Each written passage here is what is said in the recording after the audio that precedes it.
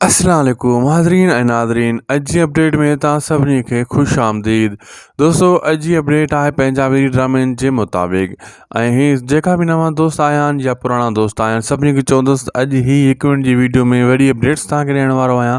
हिन वीडियो खे आख़िर ताईं ॾिसंदा ऐं थी सघे त असांजे हिन यूट्यूब चैनल यानी शाहिद खुशो वर्क खे ज़रूरु सब्सक्राइब कंदा, लाइक कंदा, शेयर कंदा, छो त हीअ अपडेट तव्हांजे लाइ आहे। दोस्तो मां ॿुधाईंदो हलां त पंहिंजा वरी हिकु बहितरीनु ड्रामो जेको अची रहियो आहे, जंहिंमें आज़म मिंगल इजाज़ मल्हार बि हाणे शामिलु थी चुको आहे। उन सां गॾोगॾु सना रज़ा बि शामिलु थी चुकी आहे पंजाबी ड्रामे में।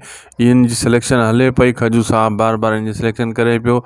ऐं सना रज़ा तव्हांखे ख़बर आहे दुलाब ड्रामे में जंहिं आज़म मिंगल जो यानी मंसूर खान जो माउ जो किरदारु कयो हुयो, मंसूर खान यानी आज़म मिंगल, इहे ॿई आहिनि ड्रामे में।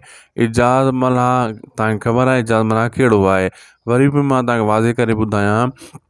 इजाज़ मल्हार इहो आहे जेको जंहिं साईं निसार शाह जो भाउ जो किरदारु कयो हो पीरल जो, ठीकु आहे। हिकु मिठल ॿियो पीरल, मिठल जो किरदारु कयो हुन पीरल। हा, पीरल जेको आहे उहो इजाज़ मल्हार आहे, उहो बि पंहिंजा वरी ड्रामे में शामिलु थी चुको आहे, सिलेक्शन में थी चुको आहे।